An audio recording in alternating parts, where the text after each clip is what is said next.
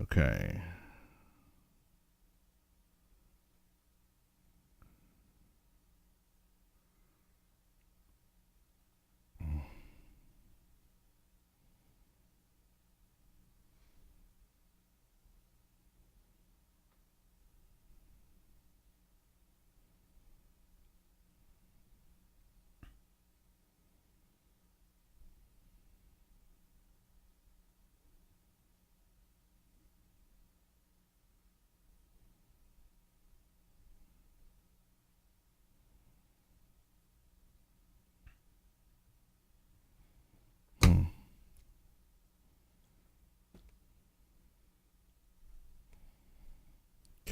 We're getting, we can talk about it, stuff from the show, or what the shows with the vision statements, financial reviews I'm getting more of those. That seems to be big help.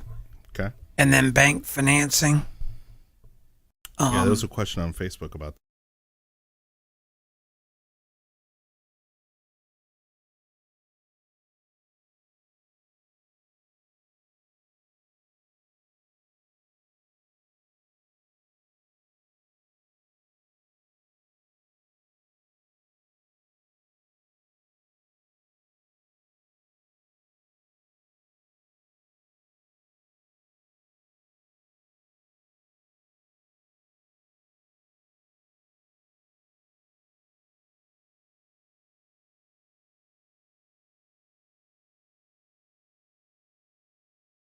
AM 1380, The Biz, the Wall Street Business Network.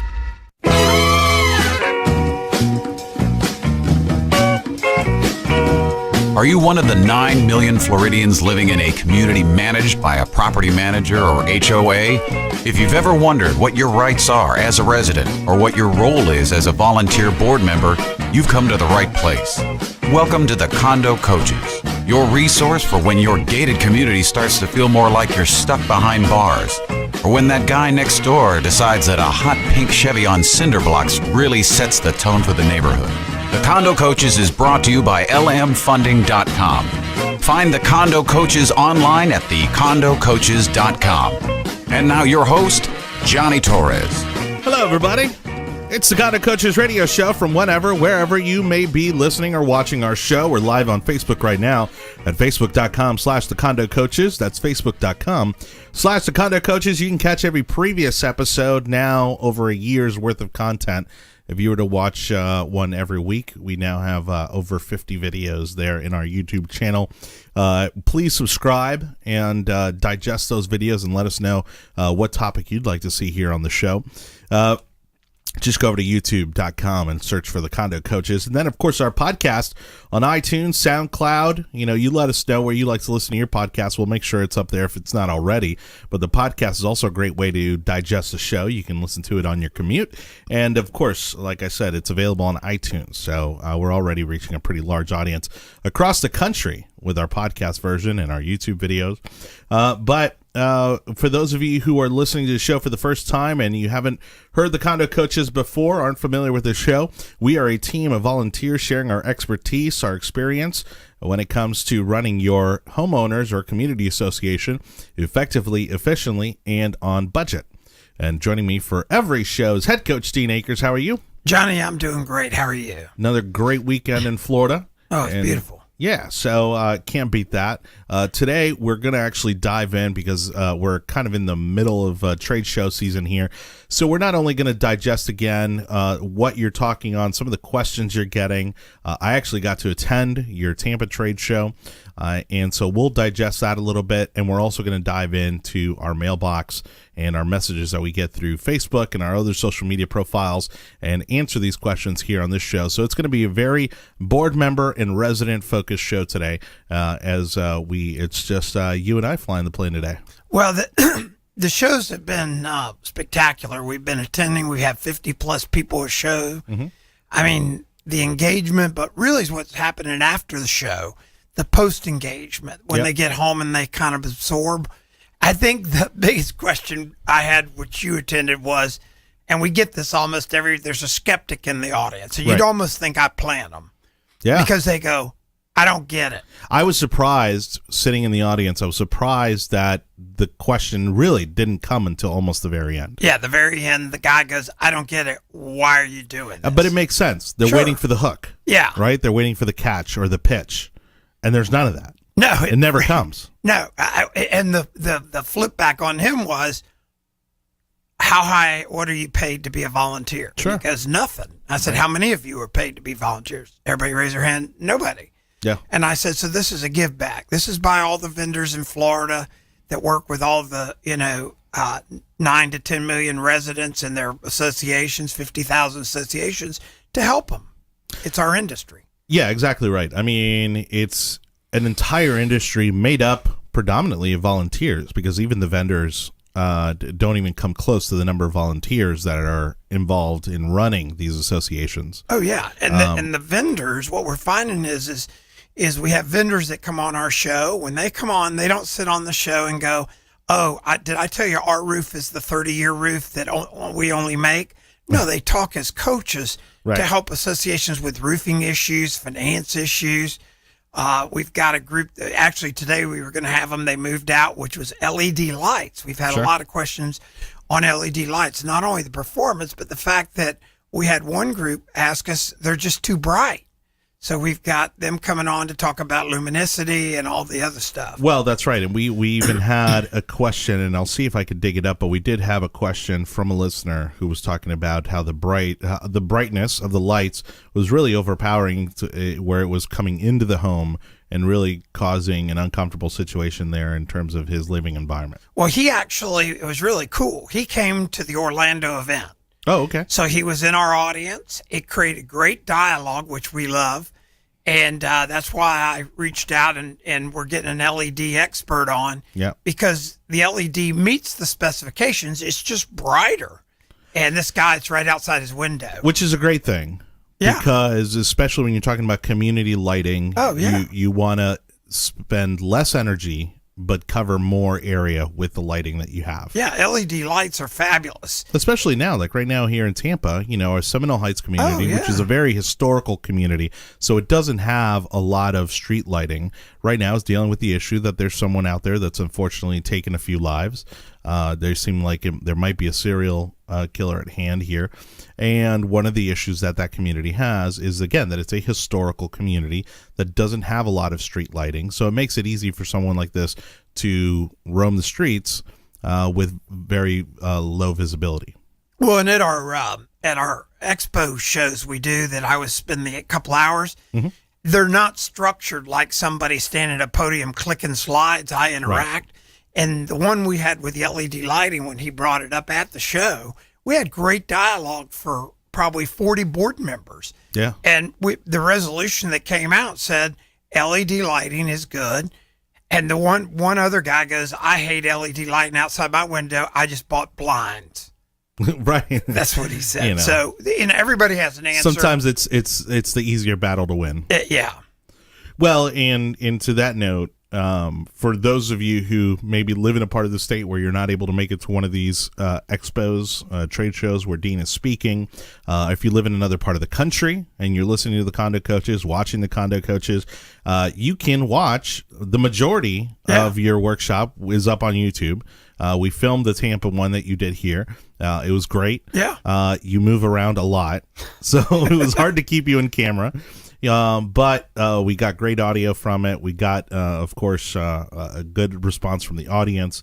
And if anybody wants to know what it's like, it's a great preview, too, to when you do come into town and do one of these workshops. We're going to, after the first year, set up specific condo coach workshops in all the markets in Florida. Mm-hmm. We're going to have a room. We're going to get some underwriters to help us with the room and stuff. Not sponsors, but underwriters. Yeah. And we're going to be inviting people in different areas of the state to an exclusive condo coach afternoon where we'll have coaches that can answer questions.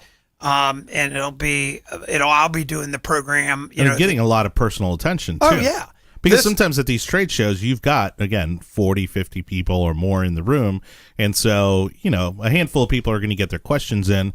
But sometimes it's tough because there's follow-up questions. And, to get the full context, you got to kind of get deep into the situation. And this type of condo coach class, I think, allows for a more personal one-on-one type of attention. Yes, and that's why after this trade show season, this is our first trade show season that the Condo Coaches actually put on a class. Yeah. And it's a 2-hour class. It has continuing education.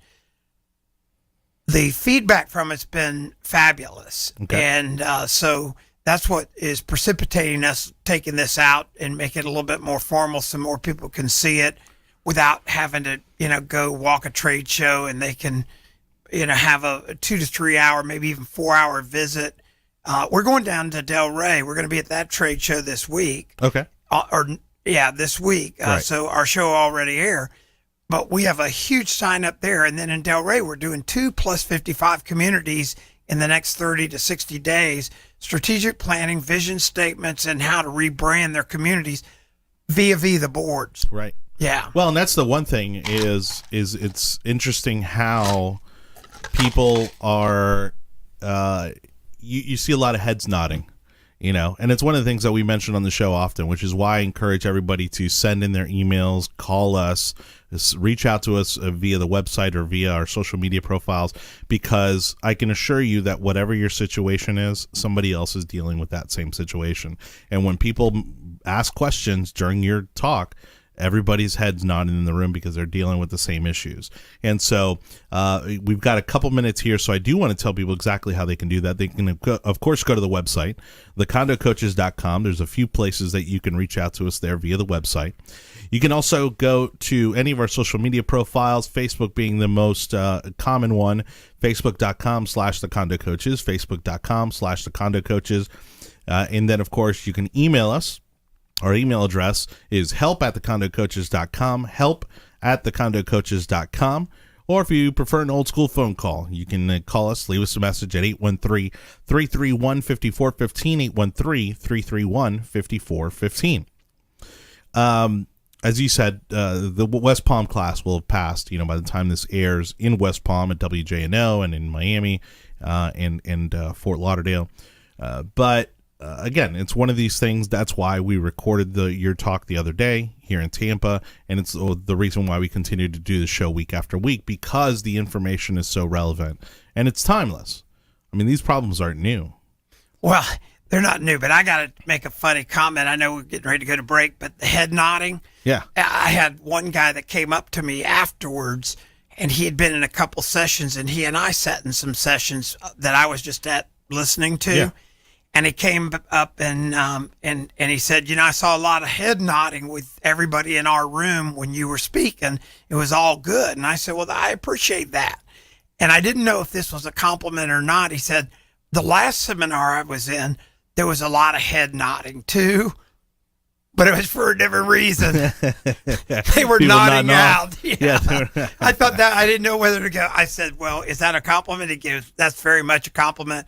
He said, this has been one of the best programs I've attended, and I've gone to this trade shows for several years. So I thought that was a real compliment to us. Well, and it's a reinforcement of what we've been teaching here for the past year. And so, again, it's a great opportunity, again, to get some one-on-one attention, get a question in, that sort of thing. But again, we are going to be focusing on your questions and issues on this episode. So again, hit us up on the email, help@thecondocoaches.com, help@thecondocoaches.com, or call us 813-331-5415, 813-331-5415. We've got a question from Ron at the Venetian Bay Villages. And he's asking about how much should I be paying my property management company. So we're going to tackle that one when we get back.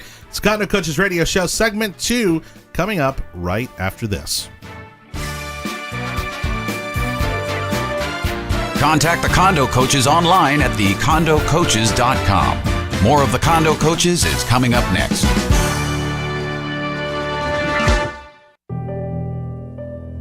Life is full of bittersweet transitions. It's difficult to know how these changes will impact us over time. For some people, difficult transitions like retirement, divorce, or loss of a loved one can hit harder than expected and may contribute to feelings of hopelessness or even thoughts of suicide. The risk of suicide is even higher for men over 50 who served our country. Guys like me. That's why support from friends and family makes such a big difference. Every day, your actions could help save a life. Together, we got this. Learn how you can help save a life at veteranscrisisline.net. Welcome back to the Condo Coaches, online at thecondocoaches.com. Here's your host, Johnny Torres. Yeah, we're talking homeowner and board member questions and answers here on today's Condo Coaches radio show. Call us at 813-331-5415 or email us help@thecondocoaches.com. That's help@thecondocoaches.com. Ron writes to us from Venetian Bay Villages in Kissimmee. And he says, Condo Coaches, I have a question. Is it acceptable to pay a management company 40% of the annual dues for a gated community? Any input would be greatly appreciated. Thank you. And thank you, Ron, for your question. That's actually a really interesting question. Well, we're going to have a property management executive on in the next coming weeks. Okay. And she's going to talk just generically, not about her company, but she's an executive. The key with the management companies, if to ask a question, is it okay to pay 40%? That's kind of a misleading question, because if the fees were $1,000, is it okay to pay a management company $400? So if Ron wants to send us a financial statement, we can do a deep dive on it and really give him feedback on that and what the scope of work with the management company is. Some of the management company's fees include guards, includes all kinds of stuff. Maintenance. So you really have to dissect it. You can't just say, oh, that's crazy, you should never pay 40%, or no, you shouldn't, or you should pay this. Well, what he also needs to look at is the agreement between the community and that property management company, and to see exactly how that's structured. Because just because it's a percentage doesn't necessarily mean, like, what he also needs to figure out is it a fixed cost that you're paying, or is it actually a percentage? So for every home he's getting, so as the fees increase, then obviously their payout increases. Well, my experience is I've never seen a management company do a percentage of revenue. Right. Or of fees. They usually have a per door or some kind of number or a rate where they charge a small amount, but they charge for each human that's out there. So if you've got a manager out there, you could pay 70 to 150 grand for them. Right. And then you maintenance guys and everything. It really just needs to be deep dove, if you will. Yeah. And just to ask, is 40% good? The answer is yes and no. You don't even have a clue, because it's like going to a doctor and saying, I'm sick. Okay. What really is wrong? Sure. So, but we'd be glad to help him, and we can give him an opinion through the Condo Coaches that is totally objective. Mm-hmm. It's, it's not, we don't have a dog in the fight. So when he sends that over, we'll be able to reach back and say, yeah, that looks pretty industry comparable.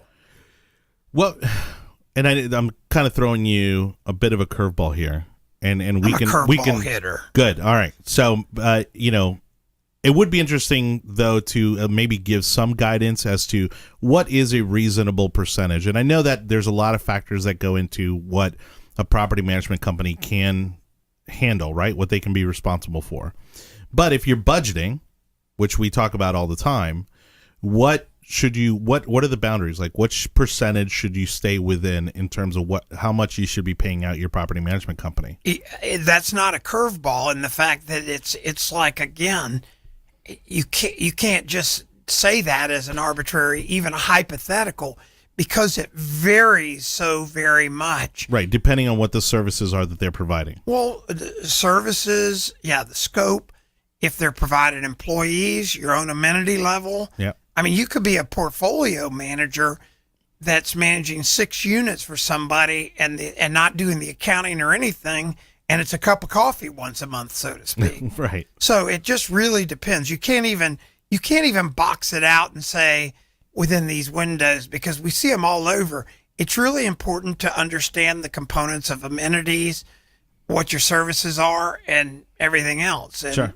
And if you get that, there's ways we can help them with the scope to make sure they're getting an apples to apples with different management companies. Now, one of the things that you told me just before we started the show is an increase in interest in terms of a lot of the financial things that we do. So we do the delinquency worksheet. We also do the free financial assessment.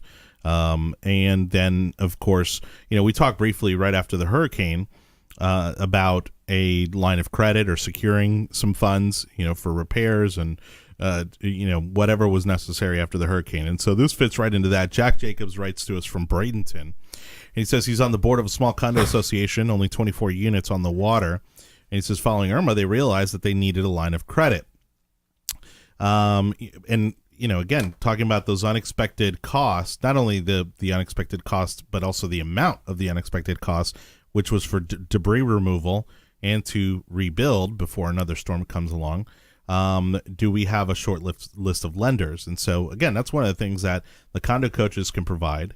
Not only the financial guidance, but then we also have access to those individuals who can produce that line of credit for them. Yeah, I would have him. We need to reach out to him. Yep. Because just getting a list of lenders isn't going to help him. We now know that we can help by understanding their financials. Right. We're having one right now we're helping that has a high concentration of investors, which is causing the banks not to want to do a 10-year, call it rebirth. Yep. And we're in the process now of, because of some of my backgrounds, of looking for alternative sources of financing, which I've never not been able to come up with some source of financing that makes sense. And so I'm meeting with banks that say, hey, our underwriting doesn't allow it with this investor controlled. So now I'm meeting with some equity guys and stuff and saying, should we put together a fund together to help condos that have a little bit higher level of investors in there and do it as a different scale of risk versus the standard bank. So there's a lot of opportunities out there, but they got to reach out to the condo coaches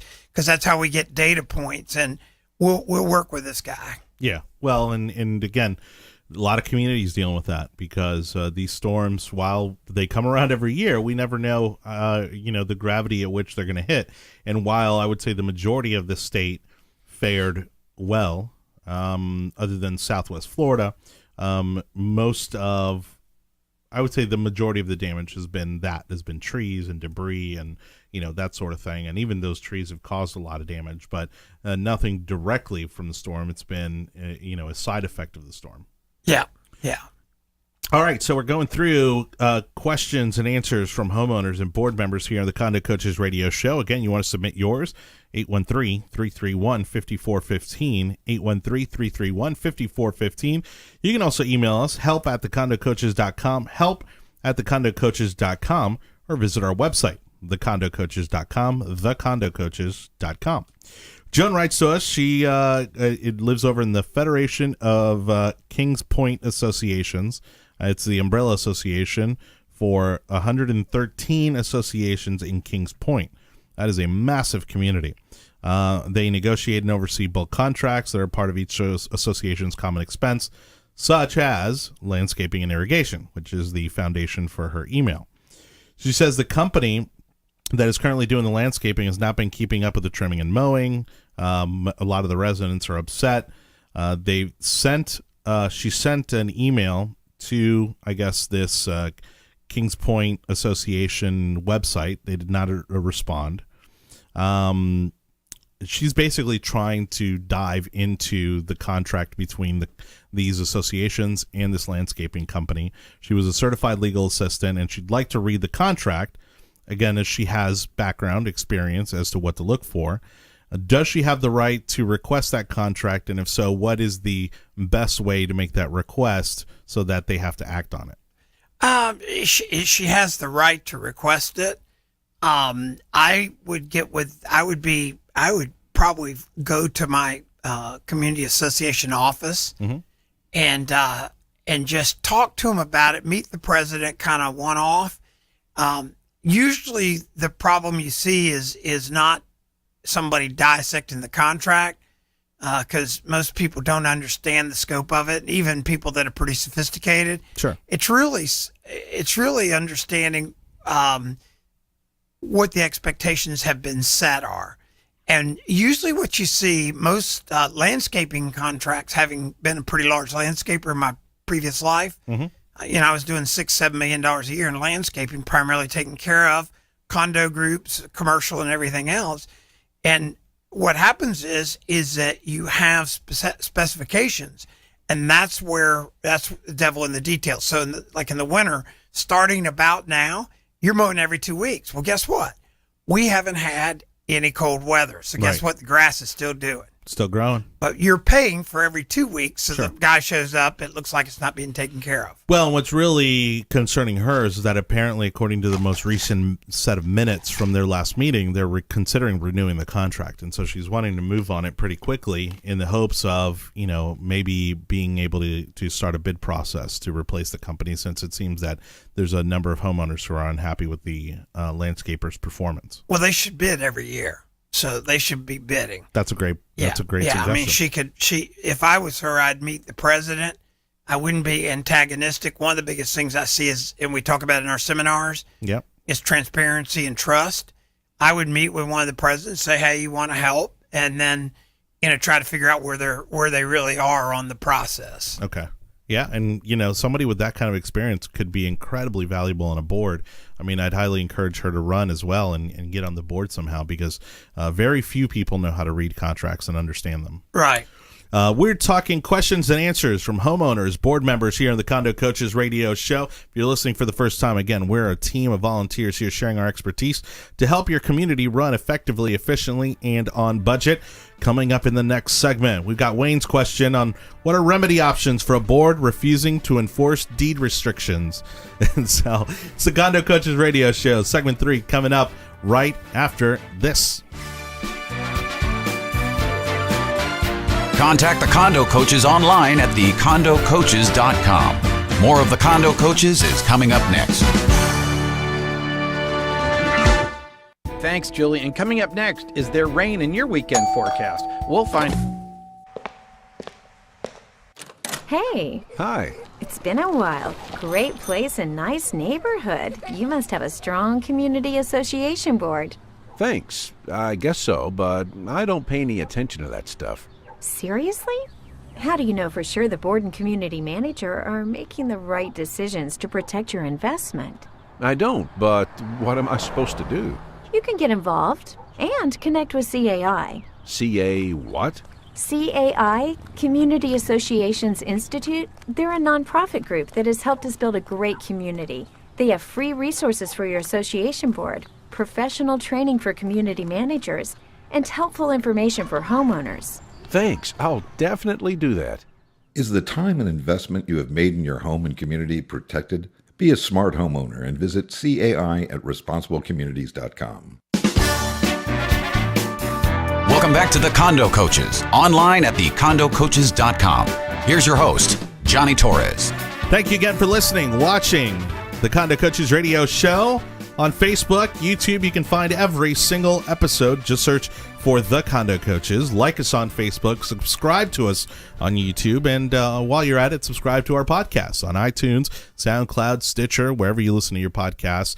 Love everybody listening to the podcast. When today we're talking about homeowners and board members, but a little shout out is always to our property managers as well.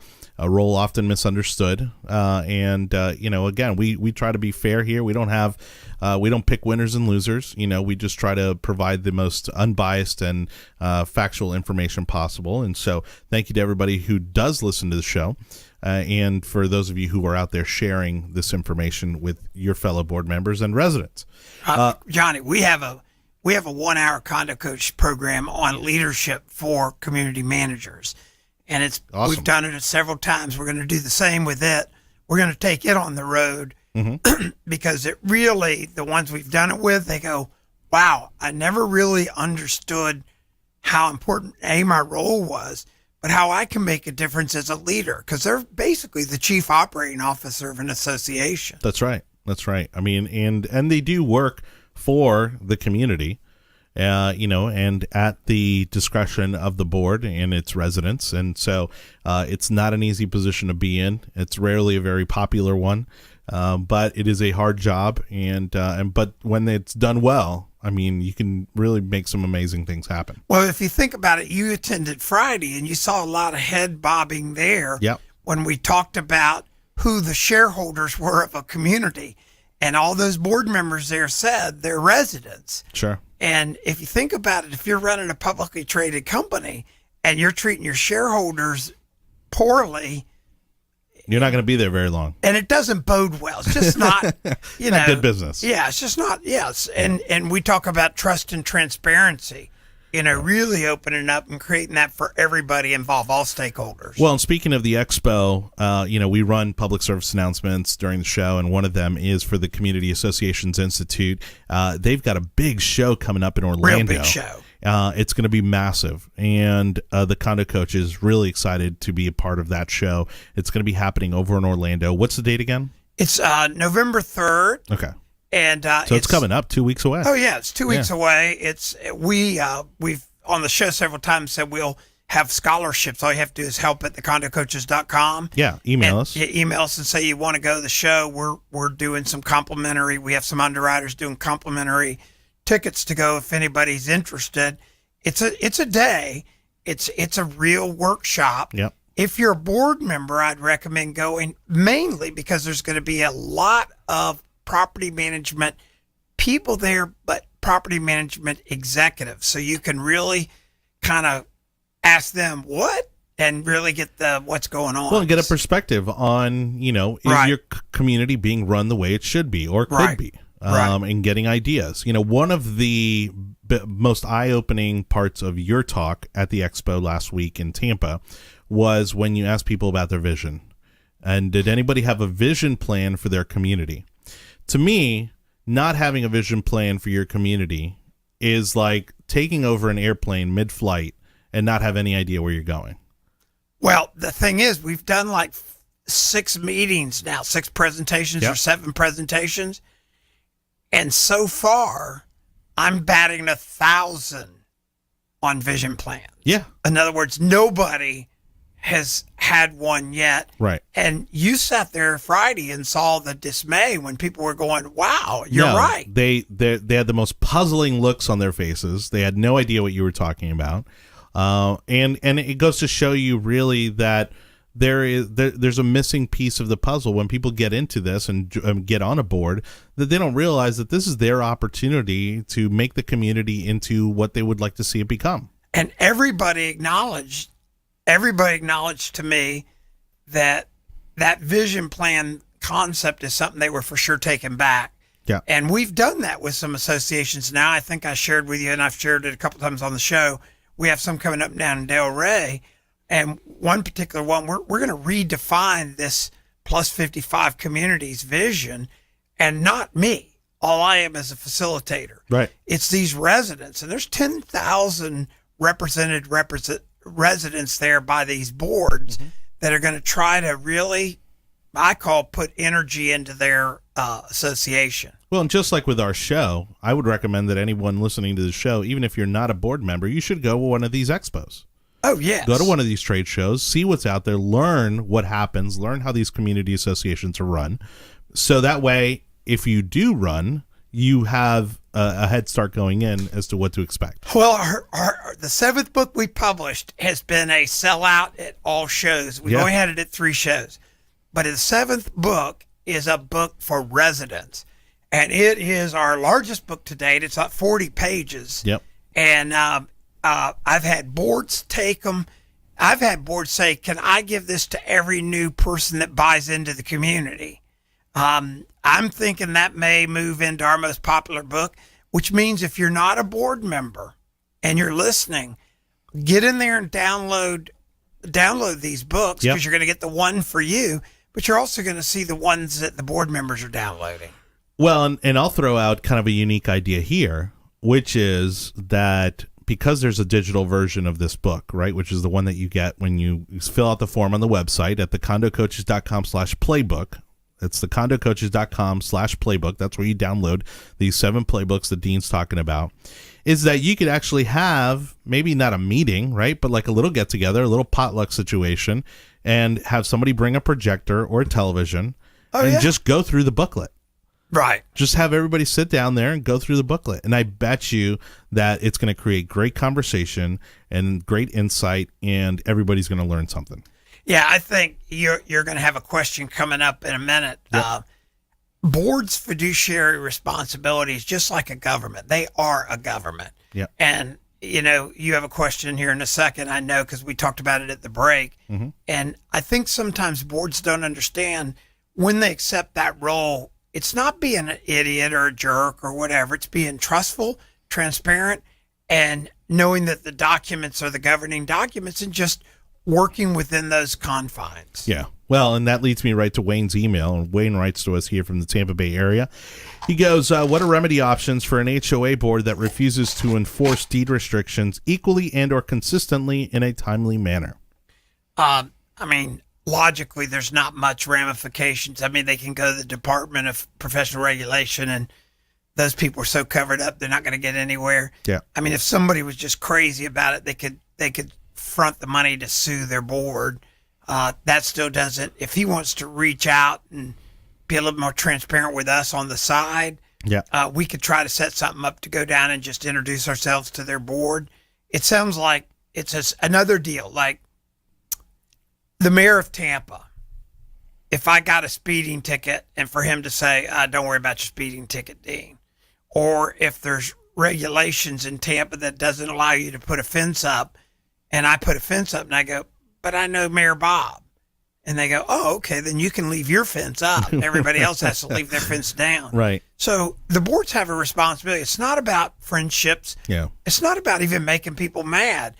I think the vision statement we're getting ready to do, and I know the vision statement we're getting ready to do in Delray, is because we've gotten so many residents that there's an underlying thing to change some of the rules, because 25 years ago, they didn't allow kids in the property. Yeah. They were all 55 coming down to visit. That's right. Now they're all 75, and guess what? They want to be able to come see them. Their grandchildren. Their grandkids. Their great-grandkids. Yeah, too. so now they're all arguing instead of having a vision. Now we're having a vision. We're going to fix it. Exactly. Well, and, the truth of the matter is that really the ultimate resolution here is for Wayne to run and be the one to enforce these things equally. It is, but that is the ultimate resolution. But I've worked with these boards now. Wayne ought to just go have coffee with the president. Say, hey, what's the deal?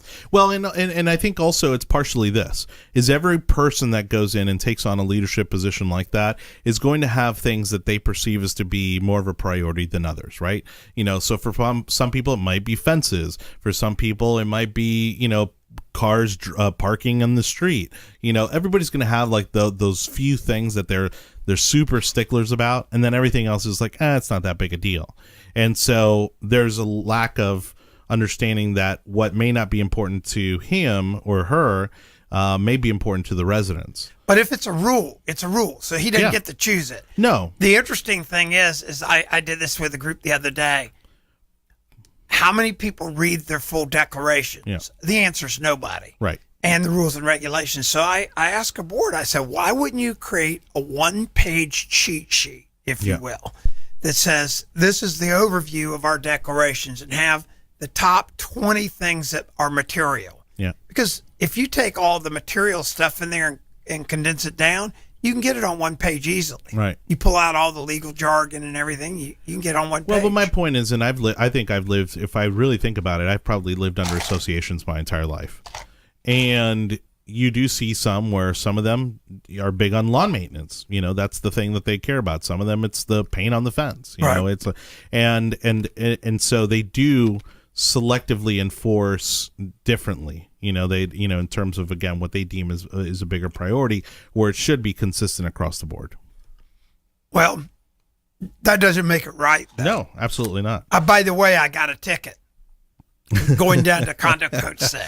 Did you really? Oh yeah, and this is a good segue into that, because the cops pulled me over. Yeah. And I was doing 88 in a 70 zone. Oh. But the cops pulled everybody over because we were all speeding. Sure. And the cop made a good point. I said, well, I was just in the crowd. I didn't want to get run over. And he says, it still wasn't right. It still wasn't you all got tickets. They had us all pulled over down the whole highway. Wow. And with an airplane. So.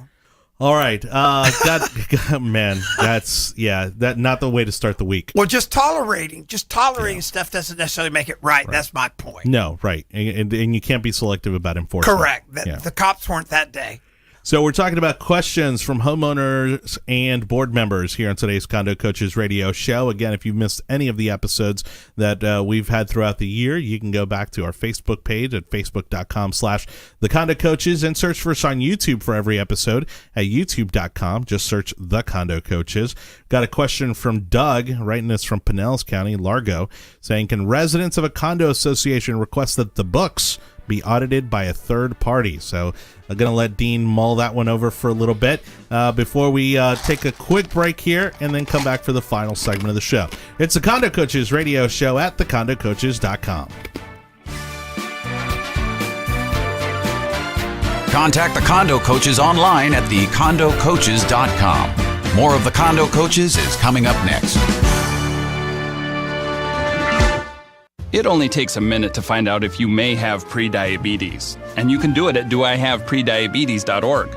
But you're probably not going to. Nope. I'm sure you've got a perfectly good excuse. Kids, work. I get it. You're busy. So what better time than now? Let's begin. Raise one finger if you're a man. Ladies, none yet. Oh, count in your head if you're driving. Now, 3 more fingers for everyone over 60, 2 over 50, 1 over 40, 1 more if you're not physically active, another finger if anyone in your family has type 2 diabetes, another if you've got high blood pressure. If you're overweight, raise another finger, 2 if you're very overweight, and 3 if you're really overweight. You've just taken the world's first audio prediabetes test. And if you're holding up 5 or more fingers, visit doihaveprediabetes.org or talk to your doctor. There's no excuse because prediabetes can be reversed. Brought to you by the Ad Council and its pre-diabetes awareness partners. Welcome back to the Condo Coaches, online at thecondocoaches.com. Here's your host, Johnny Torres. Questions and answers from homeowners and board members. Today's topic on the Condo Coaches radio show. Don't forget, we've got 7 playbooks now for you to download at thecondocoaches.com. That's thecondocoaches.com/playbook, thecondocoaches.com/playbook. And we kind of left the last segment talking about how, a question that I'm sure a lot of people have mulled over, which is, can residents of a condo association request that the books be audited by a third party? They can't just request that they be audited. That being said, depending on the size of the association, I think it's $350,000 and up, you have to be audited. Yeah. And from 150 to 350, I believe is the number again. You have a review. If somebody ever thinks something's wrong, all they need to do is ask for the management company report. If they have a management company, the management companies have very extensive management company reports. Yeah. And that's what people send me. And that's where I'm able to really do a deep dive and give them a quick assessment back. And you should be able to pick up on any red flags in that situation there from you that always report. can. Okay. Yeah, or I can, because I've been doing financial reviews for so long as a business guy. And I've helped a bunch of associations over the last year and a half where they always think they're being embezzled. Yeah. And it's never, I haven't found one yet. I'm sure there are some, but I would say. Well, that's a good workaround too from then having to go through an audit. Well, you have to have an audit. There's an audit, by the way, an audit does not discover fraud. Okay. It doesn't necessarily discover fraud. Right. Having an audit doesn't automatically discover fraud. I had a company one time I was doing a turnaround, and the way the fraud was discovered, the audits were clean as a whistle, everything else. Yeah. But the person in accounting was cutting checks to fictitious companies. Got it. And so it was all audited. It was all good, But on paper, it looked clean. Perfect. Oh, yeah. There wasn't anything. It was to a maintenance company and stuff. It all looked clean, but it was their own company. And the way we caught it was the endorsements were the person's endorsements in her own personal account. Oh, wow. Okay. That was just a fluke. Right. What we did is we went back and looked at all the vendors and kind of said, are these real vendors? And we weren't even looking for fraud. We just wanted to do a vendor checkup. And you just happened to come up on it. Oh, yeah. these fictitious vendors. Well, thanks to Doug from Largo for sending in that question. We really appreciate it. It's an excellent question. Yes. And so we're going to go into I was thinking of avoiding this question, but you jumped all over it. Yeah. And so I knew I wasn't going to be able to get out of this one without asking it. It comes from Reginald, who's living out in Waterford Lakes. That's out in East Orlando. And so he's talking about hating to reinvent the wheel. It seems like he's got a bit of a communication issue with between the board and the residents. He's saying that the residents come to the monthly meetings stating that they are not aware of attorney's fees when paying late on their quarterly fees. They've ignored letters from the HOA, and they are having a similar situation when it comes to code enforcement issues, because there's fines that come with those. And so he talks about developing maybe a PowerPoint, he's basically trying to figure out what on earth does he need to do to drive home the message that you need to pay your fees on time, you need to pay your penalties on time, and that, you can't negotiate your way out of not only the late fees, but the legal fees that come along with processing and handling all these issues. Yeah. These issues are always statutory. So, your board is not just arbitrarily picking on you. You have a condo declarations.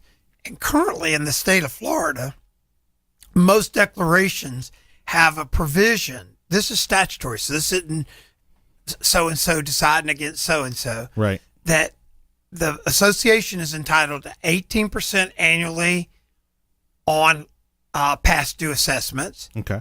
And can charge up to $25 per past due assessment late fee. So it's all in their documents. Yep. It's all in their statutes. What he should do is take and create a bullet point, back to an earlier comment we made on the other segment. Get a bullet point of the things that are in there. It's not a board being mean. Yeah. It's a statute. And it's in their own documents, their governing documents. So if they want to change their governing documents, then the residents need to say, we're going to change our governing documents, make an amendment. We're not going to have any interest in late fees, and no attorney's fees. The association's still going to have to pay the attorney. Sure. And then do it as a amendment, which that will never pass. The people that pay, they need to download. We need to get that thing for the people that don't pay. We still find, I told you the one group in Lauderdale recently that we did, the people that had not paid, right, their total assessments that they had not paid against the people that had paid to make up the equal budget, every paying residents over the last 2.5 years had to pay in an additional $4,200. Wow. And nobody knew it. But that's just the only way they could balance their budget. Well, and then residents start wondering where's their money going? Well, but because it's not going into the community, it's going into basically carrying everybody else who's not paying. Exactly. But those are collection policies. It's back to this guy's question. Yep. You have to be firm on it. And you have to be firm because it's in your documents. Sure. So just be firm, because you penalize those that pay well. So I liked your idea. You break down the fees, and you break down the penalties and fees and all that stuff into a simple document. I would say you piggyback on that with a copy of the governing documents. Absolutely. Right? And I might even take it a step further. Let me know what you think about this. What if at these meetings you start handing out that bullet point, that simplified document, right, outlining exactly what all the fees are, and have everybody sign a copy of it saying that they understand the fee structure and the late fees and the legal fees and all that, so that way somebody can't come back and say, oh, well, I didn't know, or I didn't understand, or I mean, what do you think? Well, I think that's a great idea. I know that based on our meetings we've had across the state over the last 3 weeks, one of the biggest questions I got was, how do I get people to attend? Yep. So again, having people engage, they sit there and be upset, but they don't engage. Well, the ones who are showing up are obviously the ones who are there to fight on the late fees and the legal fees. Sometimes, but what I would do that too. I would get my association use one of those MailChimp programs or something, right? And then survey. I would just create that two-way dialogue that doesn't have to necessarily be, in front of the board. And try to do it electronically. Yeah, you can do an electronic document that they can sign electronically, acknowledging that they now understand the fee structure, for their community. Well, they kind of sign that when they sign up because they have to. They sign into the But maybe it's an HOA annual document. thing to reinforce that, because especially this community, I know it because I had a friend that used to live out of Waterford Lakes, and it's a very nice community. It's now been there, I think, about 15 or 20 years. I'd say 10 or 15 years. But there's probably by now, there's been a lot of turnover in the ownership. And so there probably isn't that, like you said, people just buy these homes. They don't bother to look into the association's governing documents. And that's how you end up with problems like these. I got a real good friend, Brandon Rhymes. He does a lot of real estate. Yep. He has a show. And I may get him to come on and talk about kind of the responsibilities to ask real estate agents, because real estate agents are to provide all these documents when you go in. Sometimes they kind of provide it in a box when you're done. Right. And it just gets with all your closing documents. And I think it's important for people going into new condominium and HOA associations to realize the rules and regulations. And then the other big thing, which we're going to have on a show here coming up, is are the reserves being covered? So when you move in, do you get a special assessment next year for $10,000 of roofs that should have been reserved for the last 20 years? Well, I don't even think even if you are getting a hard copy of the documents, you're definitely not reading that. Yeah. And if they're sending it to you digitally in an email as a PDF, you're also not reading that. And so that's the problem there. Let's try to squeeze in one more question here. Questions and answers from homeowners and board members. This one comes from Carmelan. She's writing, she says she is the building's HOA president. She has a large development of 55 and over. They have an owner that keeps declaring bankruptcy. The first time they lost about $17,000 after she filed bankruptcy. She just filed for bankruptcy again, already 3 months behind in her dues. But she has a tenant in that unit. She's not even living there, has a tenant there. And so she's asking if they can ask the tenant to pay them directly. Does the bankruptcy prohibit that? So obviously with the bankruptcy in play, well, there's only two types of bankruptcies consumers, 13 and 7. Yep. And 99% of the consumers use 13, which is a repayment program. So if she's the board president, I need to reach out to her because we have bankruptcy attorneys. So too long to get into the segment here. Well, no, but I'll reach out to her. No, all right. Sounds good. All right. That's been another show for the Condo Coaches. Thank you so much for listening. See you next time. You've been listening to the Condo Coaches, brought to you by lmfunding.com. Find us online at thecondocoaches.com and join us this same time next week as we help you navigate life in your managed community.